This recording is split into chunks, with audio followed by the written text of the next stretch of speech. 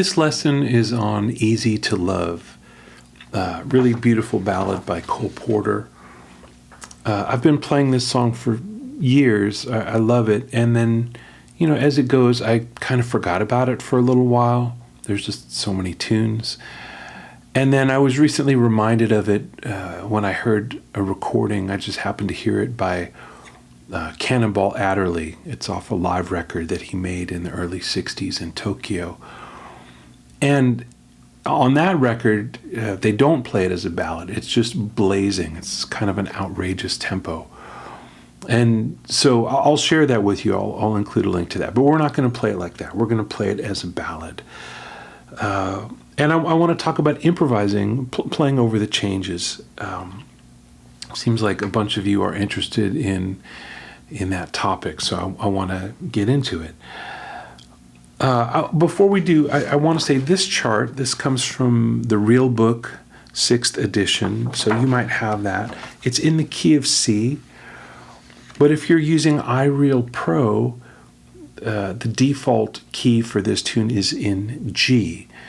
And that may be because if you go back to like the old printed sheet music, this is published in the 30s. It is in the key of G, but it's in the Real Book in C. So we're going to talk about it in C, and I've made a backing track that I'll share with you. I made it in iReal Pro, but I transposed it, so it is in the key of C. I want to correct a couple of chords here, and I've also done the same in the iReal Pro version.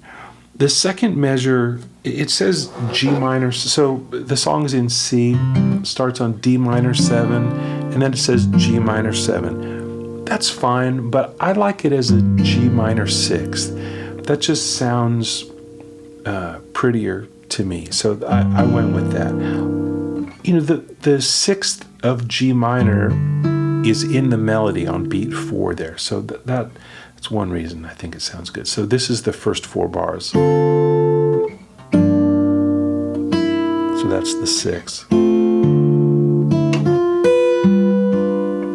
So D minor 7, so make that second bar G minor 6th. Then everything is cool for a while.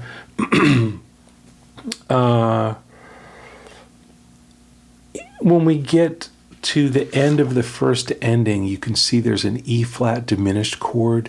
The version by default in iReal Pro doesn't have that, but I like it. So I've made that change in the backing track. And then just as far as anything else that needs to change on this chart, really just on the last line where it says E7, E flat diminished, I like that as E minor 7. That sounds more right to me. So the last 8 measures, starting from the second ending.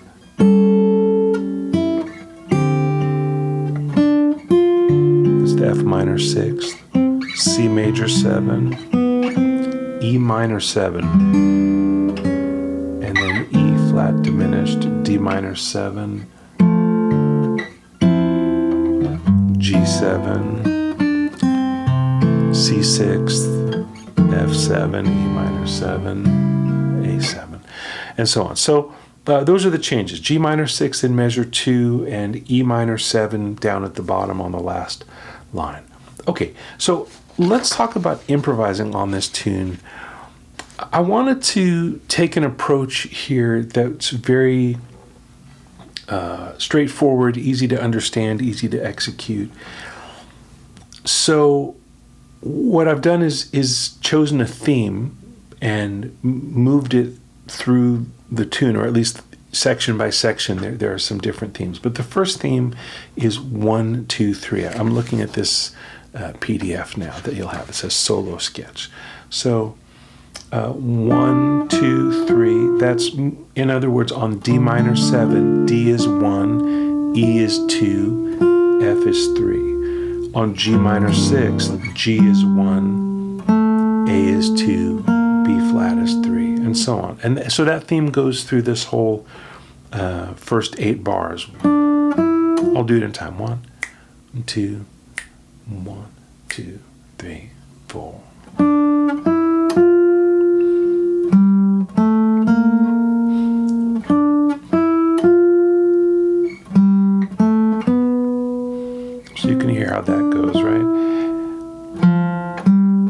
then on the E minor 7, I like F natural. But if you like F sharp, that's fine. You can do that. Then when we get to the last line on page 1, I started a new theme. I thought we'd kind of run that first theme into the ground. If you like that, you could continue that same theme through the whole tune. That would be a good exercise. If this kind of thinking is new for you, maybe that's the best thing to do, is just take that theme through the whole tune. But I'm going to give you 2 other themes to experiment with. So starting at the bottom of page 1, now we've got a theme that takes 2 bars to complete. So it's 2, 3, 4. So that's 3, 2, 1 on the D minor, and then 3, 4, 5 on the G7. And then after that, the chords move a little more quickly, so we only have time for 3 on the C major 7, then 2, 1 on F major 7, then 3 on E minor 7, then 4, 5 on A7. And then next page, 3, 2, 1, 3, 4, 5, 3, 2, 1, 3, 4, 5. So it's, again, on the E minor 7, if you wanted to play F sharp, you certainly could. I like it as F natural. I think in the key of C, even though it's E minor 7, we don't think, in a chordal way, we probably wouldn't think E minor 7 flat 9. But melodically, even though it's E minor 7, that's kind of just a proxy for C major 7. That's pretty common to use the 3 chord as a proxy for the 1 chord. So because it's basically a 1 chord, a C major 7, F sounds good to me. And then on E flat diminished, we're going to go minor 3rd, 4, and then A is the flat 5, or you could say the sharp 4. It's enharmonically, it's a lot, but I wrote it as F sharp, G sharp, A, because I thought it would be clearer to read. But you could also say that it's G flat, A flat, B double flat. Okay, that's for the music nerds like myself. Then we go back to the top. 1, 2, 3, 1, 2, 3, 1, 2, 3, 1, 2, 3, 1, 2, 3, 1, 2, 3, 1, 2, 3, 1, 2, 3, second ending. Or now, this is the last theme, 5, 3, 2, 1, then develop. So what I mean here is I didn't literally go 5, 3, 2, 1, 5, 3, 2, 1, 5, 3, 2, 1. On the F minor 6, I just flatted the A from the previous measure. So this is,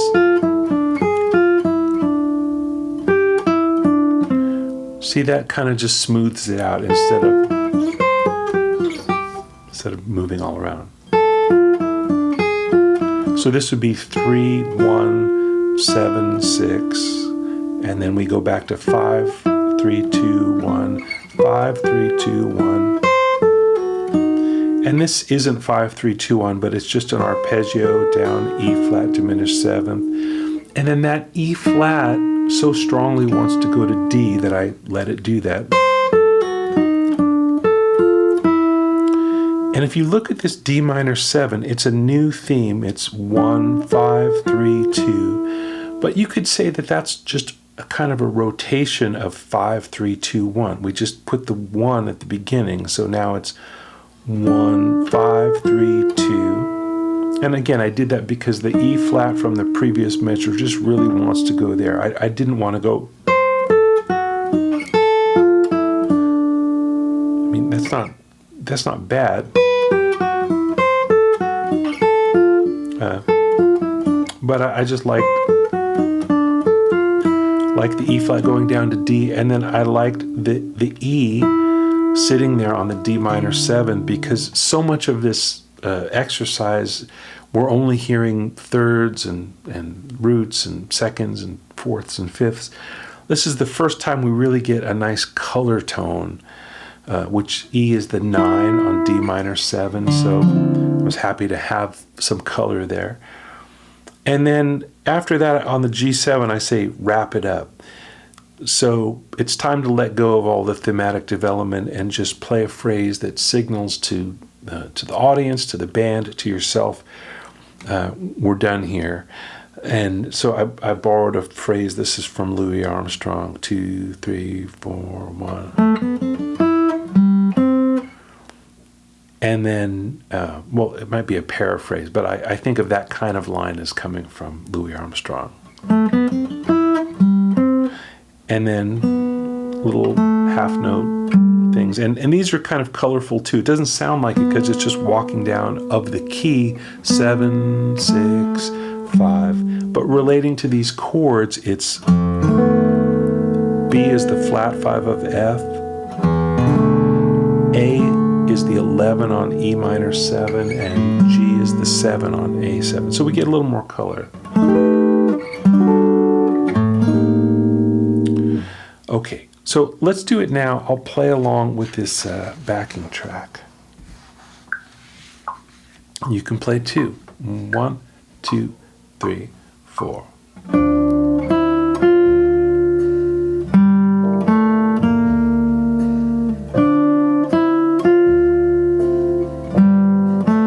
So this is all 1, 2, 3.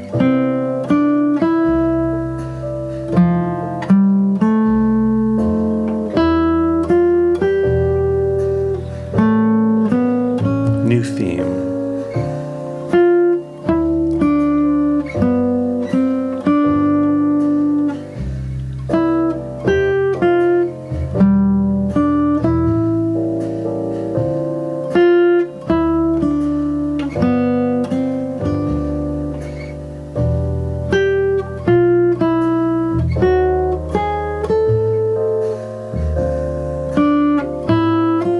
Back to the original theme.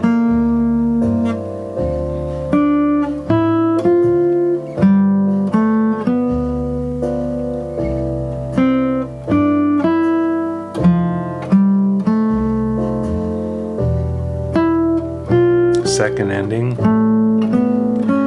new theme.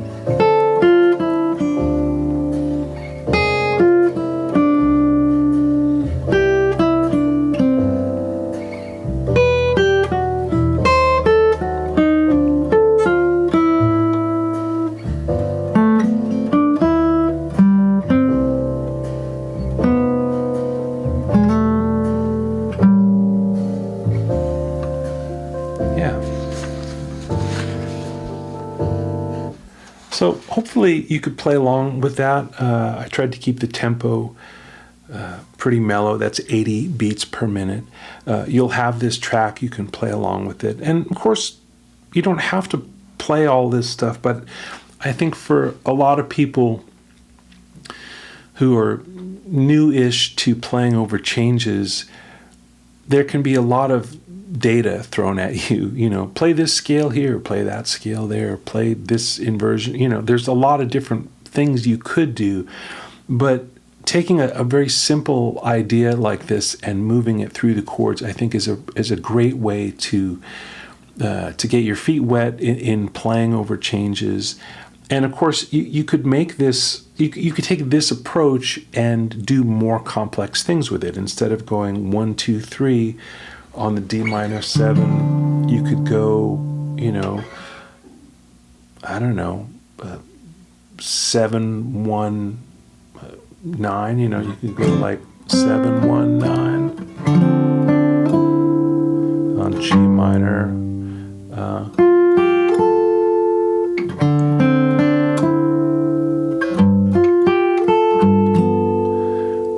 You know, so by starting on a higher scale tone, the 7th instead of the root, you get more color.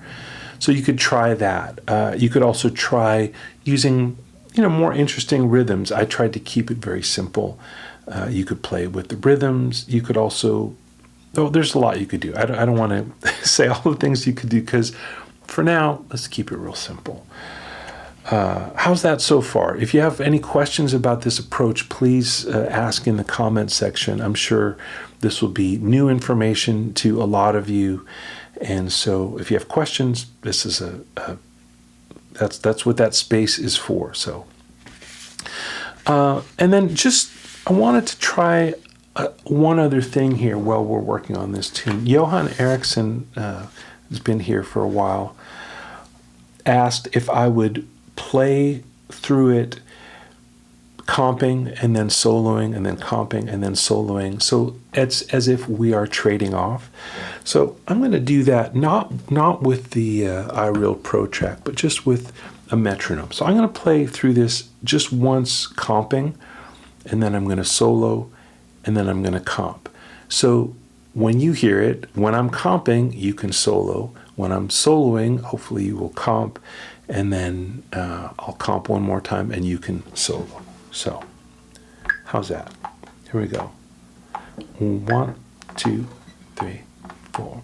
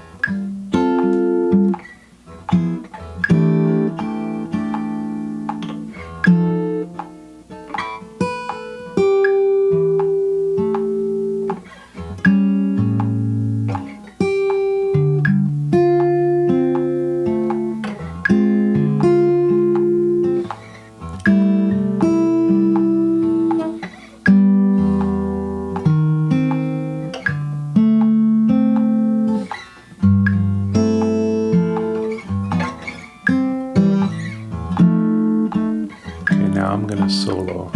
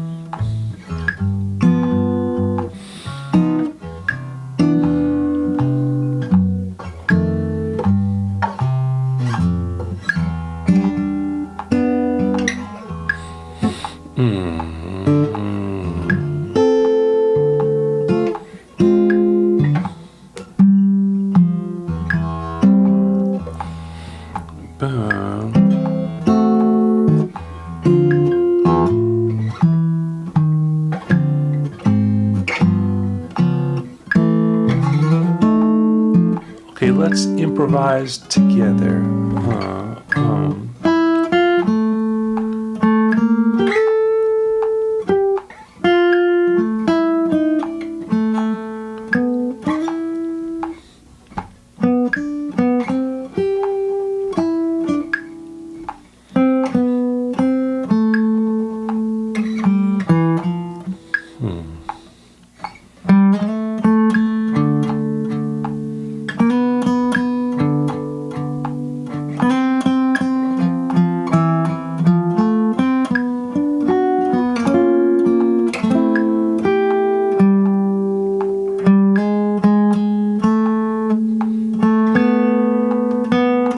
And there's the diminished chord back to the top.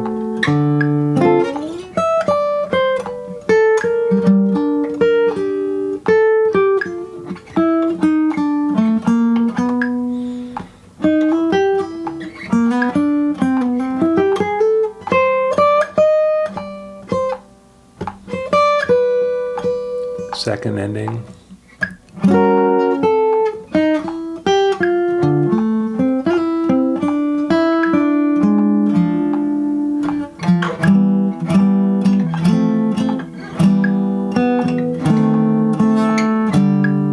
And then wrap it up.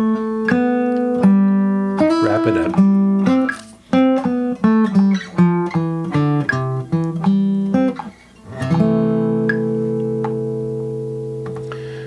Cool. So I hope you had fun with that. Yeah. All right. Questions, comments, anything, welcome. Other tunes you'd like me to approach in this way, let me know. All right. Stay tuned and take good care.